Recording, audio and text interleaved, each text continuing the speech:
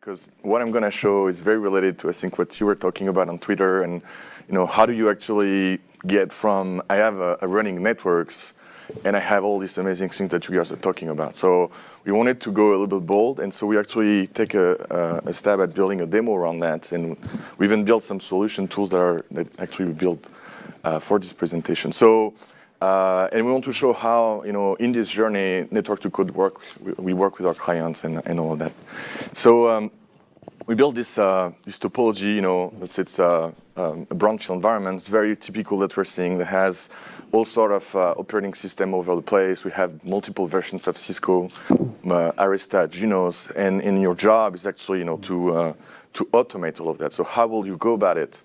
And so we actually have this topology right now running in Testudo. So I think you all got a presentation of that on Tuesday, and that's what we'll use for the demo. So usually when we come in network to code, first things we're doing, is we work with the customers to do an assessment, what Jason was presenting. We sit down and we're trying to understand, what is working, what is not working, what are the tools in place, what are the business requirements, that are more important than others, and we try to have a good understanding of the landscape. And then based on that, we work with them to set up a very customized plan. And so in this case, the one we're talking, there's actually a plan that is pretty large. There's multiple steps because we're assuming that in this environment, these customers, there's nothing. So it's not always the case, but and we'll walk you through those steps with Jason. And then as we are working on implementing this plan, then we also have both formal and informal training going on to make sure that the team is able to ramp up their own skills and they're able to follow what we are doing. And they will be in a place where they will be able to maintain and be comfortable managing their own platforms, when we leave. So that's really those three pillars that are going on. So if you talk about the first part, usually assuming you have nothing, the conversations we'll start having is first, we need to start about standardization. Then there's a really need and make sure we have and do a lot of cleanups around the inventory. And then I'll talk about some of the quick win, what we call the read-only workflow, the things that don't require yet to have all your sources of truth sorted out. And then I'll go into how do you actually transition from the running networks to building a source of truth and then going into more configuration. And so to dive down into all those points, really I think everybody that try to automate will agree that you cannot automate a big mess. So standardization and how you will standardize is a very important question. And again, I'll skip some of the slides, but personally, just a couple of feedback that we've seen with customers. Usually, when you start automating, you start to rethink your naming convention. That's actually surprising, but usually what happens is the name of the device today is the only thing we have. It's like our database, cramming all the information we have about this device in its name. And it turned out there is a bit of the network design itself, there's the locations and all of that, the role of the device. And it turned out that the more you automate, the more you realize that it's actually hurting you to trying to push so much information in there. And that's why the next slide is about building an inventory, because the first things you do when you start automating is you build an inventory of your system and you capture the basics information, IP addresses and all of that. And having a structured format to inventory your networks really remove all of that and completely change the paradigm. So again, just something to think about. The other that is really important is the workflow. We all have workflow. It's just that we are not all aware of it. And it's a lot of tribal knowledge. And at the end, automation is about automating workflow. So often we have to sit down with the customers and they start to tell us, so maybe we have 2 workflow. And at the end of the working sessions, we have identified 10 of them, and each of them have 20 more steps.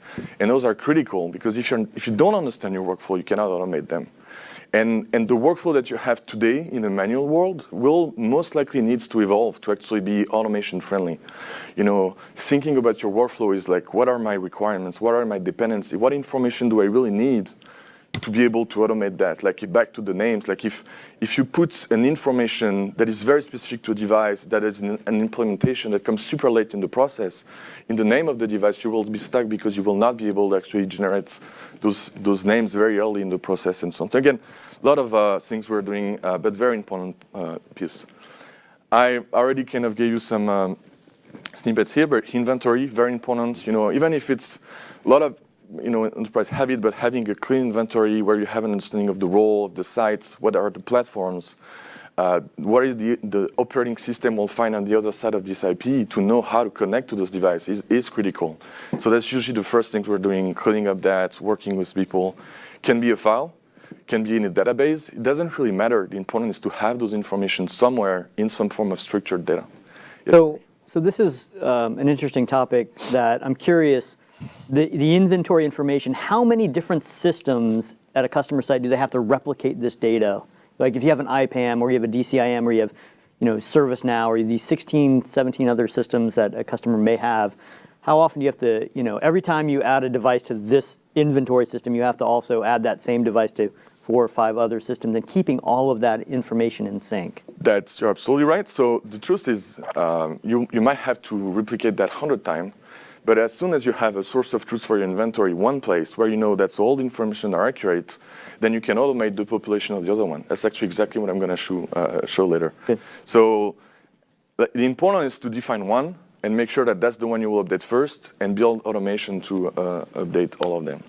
And then once you have your inventory, you can move on to what we call the read-only or the quick wins workflow. Like it's not even before having the source of truth, all of those things, even having even configuration management in place. There's a lot of things we can do just with a proper inventory. We can back up the configurations. We can put on some compliance checks. We can synchronize all the inventory, exactly the use case that you were talking about.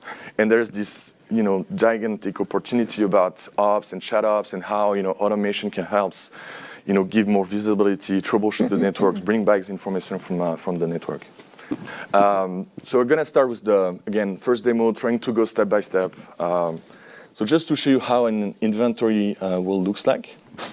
So in this case, for example, for my Brownfield environments, I have this inventory. And it's really here I'm using, it's a format from Ansible, but what's important is that we have all the device and be able to attach some metadata to it. How do I connect to the device? What is the role of the device? And here I'm able to actually group them by role. Like I have the information about what is the role of the device, and then I also group them by platform. It's super important, again, as you start connecting to this device in an automated way, you need to be able to tell the tools at a minimum what are the credentials, where they are, and what platform you will find on the other side.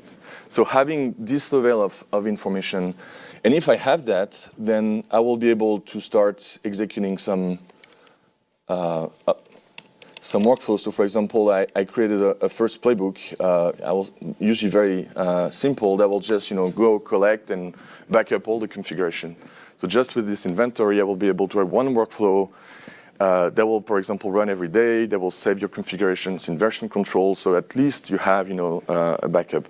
It might sound obvious for all the company that already have it, but the truth is there's a lot of people that don't have that yet. So solving those problems is a way to start if it's not already there. So we'll see here. Oh, that is not good.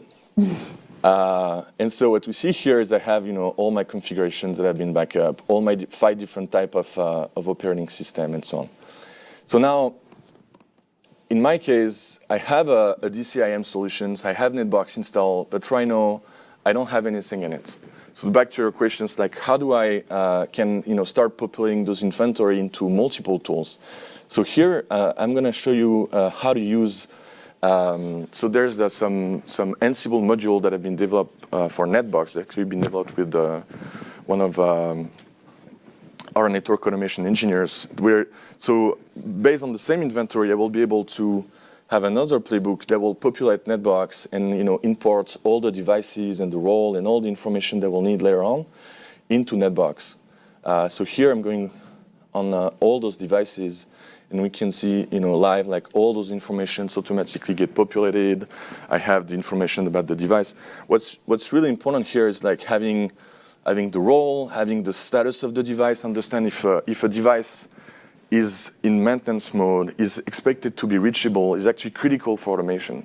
Because all your playbook at the end, they will reconsume those information. That's how you will define, this specific playbook, this specific workflow. I want to execute that on all my spines or on all my leaf. And I only want to do that on the one that are expected to be up, not the one that are down. Like having all this information clean is critical to be successful. Again, like here I'm just finishing. Just to give you an idea, here also I was actually leveraging some of the features in NetBox where we can start, collecting information on how the information, some more of infrastructure management. So all of that I was, really able to do that with very little information from the devices themselves. I have another one that will just start running, but for example, we have built some integration with Kentik as well.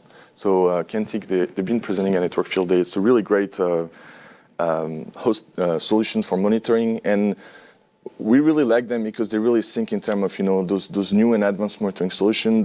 They work better if they have a lot of metadata and tags associated with those devices. So again, once you have everything set up in NetBox or in Ansible, then we're able to automate through their APIs to be able to populate all of those information and ensure that the inventory you have in Kentik is actually in sync with the inventory you have in your other system. And every time you had a new device, you just had in one place, and the automations will help you go through that. So here's just an example of this list, and we're able to tag like the role and the operating system and the locations, and the platform works better the more information, more metadata you attach to all of that.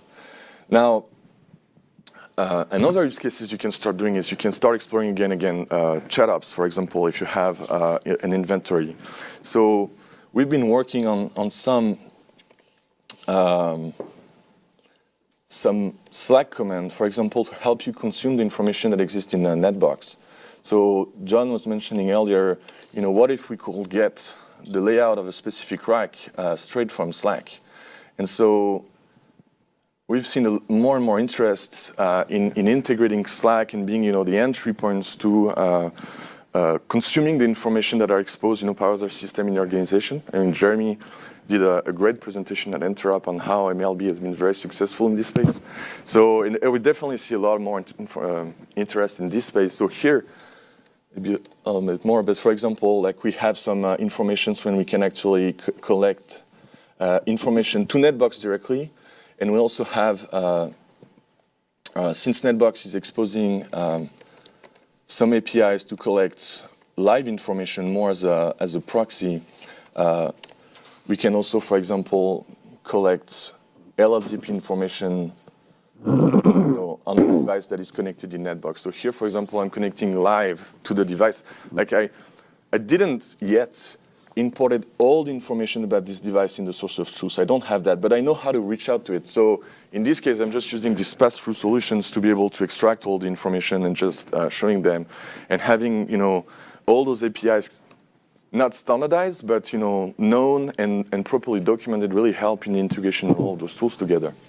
Another quick one I want to show is, for example, any monitoring solution can also be integrated in Slack. And here we just started working with Kentik and doing some integration with their system as well to be able to pull information, pull visualization, stats that will really help the team as part of the flow of the discussion that when they're actually troubleshooting something.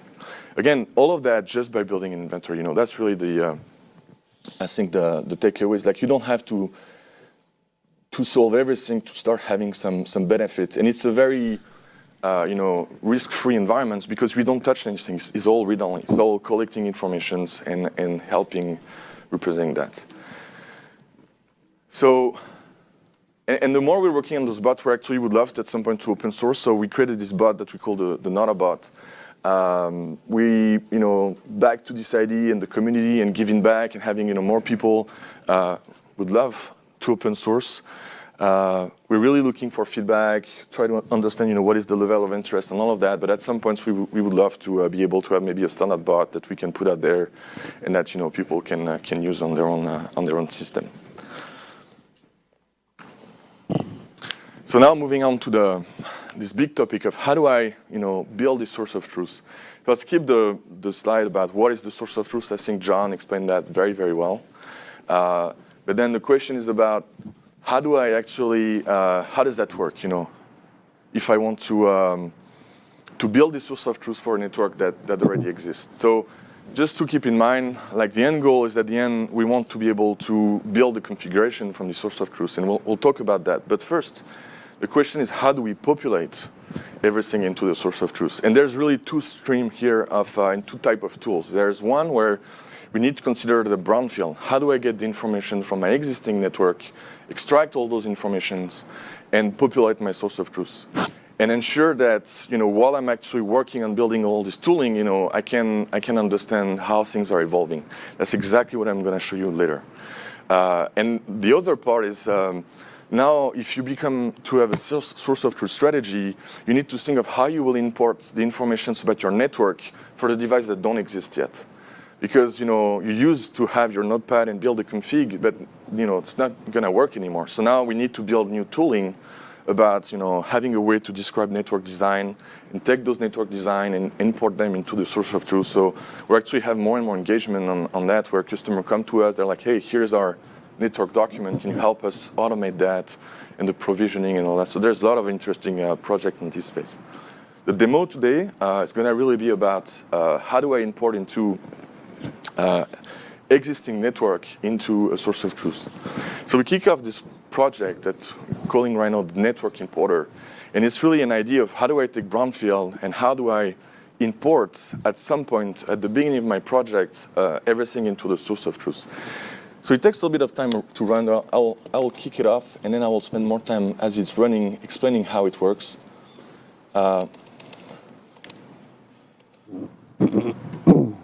So here, really what I'm doing is I'm just giving to this tool the repository, the directory where I saved previously all my configurations, all my backups. That's all I'm giving. I'm giving this tool, this directory, and he already knows how to reach Netbox. So in this case, the source of truth I'm targeting is a mix of Netbox and version control. Like everything, VLAN and interfaces is cabling. Usually, we have a lot of adoptions where people use Netbox as a source of truth because, it fits very well, a lot of information. But there's still a lot of information like BGP sessions that don't fit. So in this case, we'll actually save them in version control in Git. And we'll use, both those systems, each on their own domain of responsibility as the source of truth. So how is this tool working, the network importer?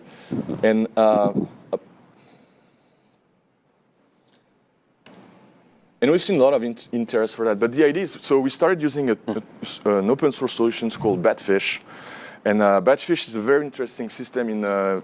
Usually its main purpose is to do verification. You will actually take all your configuration, and you will be able to reproduce your routing table, your BGP stations. People use that to do some testing. It's very, very interesting. But to be able to do that, it means that they are able to understand the configuration. So it means they have actually a very strong parser that supports a lot of different vendors. So we were like, why reinvent the wheel? We'll just use that. So right now we're using Batfish. And Batfish, basically, we can give it any form of configuration, and it will parse them, and it will give us, in a very structured way, all the parameters of the interface, the VLAN, the IP, the BGP sessions, the protocols. I will say at this point we have like 80-90% of the information that are in the configuration that really matters in a structured way, in a vendor-independent way. So it's a really, a great benefit to use that. And then the network importer, it's really a different giant that will be able to work between what we're getting from the configurations and what we're getting from the source of truth, and that we'll be able to reconcile and understand what is there, what is not there, what is missing. And at the beginning of the project, the first time you want to import everything, but then as we start getting control of the source of truth, this tool can also be used to give you an idea of how the drift, if there is a drift or not, and just help with the visibility and not necessarily actually making the change. So there's really two aspects to it. In the future, the idea is that we could also have other form of stream of information coming in, like here, for example, the plan is to extend that to use something like Napalm, and that is also providing a vendor-independent data models on a lot of more the operational command, and bring all of that in. And the more information we have, the more we'll be able to actually give an accurate view of what is the difference between the running networks and the source of truth. So hopefully the tool has finished. So what we see here is it's actually giving us right now an idea of what was already in Netbox and what was not there And he actually already made all the changes in that box. So now, if I go back to a specific device, and I should have shown you earlier that I was not here, but now I actually have all the informations, all the IP, all the cabling that have been populated into the source of truth based on the configurations. For all the sites, we have like the VLAN, no, not the rack. We have the VLAN informations and all of that. And again, doesn't work. Yeah. It's better. So we have all of those information that have been populated. And just to show you quickly, I need to wrap up, but the idea is that if, for example, if one IP is missing in the source of truth, so it's not there, then the tool will be able to use it to do just check. And in this case, I'm just going to run on one device because it's going to be faster, but it will look at all the configuration that I already have backed up. And it will compare with the source of truth, and it will give me a very quick feedback on, what is the drift right now between my network and my source of truth. So as I'm working on integrating all of that, and really help me get to the point where I feel that my source of truth is the one I can trust, and now I will be able to, really take that as a one. So you can see here, we clearly identify that everything is here, except for this specific IP that right now is missing. So that's this, this idea of doing a diff. And giving you control on how you want to implement So I've got a question for you on this, because I actually run NetBox in my data center, and this is the step that I have yet to take, is to get to this point, and I've been wanting to run it against what I've got in my DC. And so the network importer, is that something that's out on Git, or is that, that's not something that I've worked with right yet? Now it's not, because it's a bit early, actually, but we'd love to open source it. We'd love to first get some feedback, work closely with, real people. So that's something you guys are developing? Yeah. Okay. And we just started actually recently, more because we wanted to do this demo, and that's we identified a need in this space. But at some point, we'd love to open source that. Yeah, but we'd love to hear the interest for it first. We'd love to work with people and make sure it's good before we put it out there.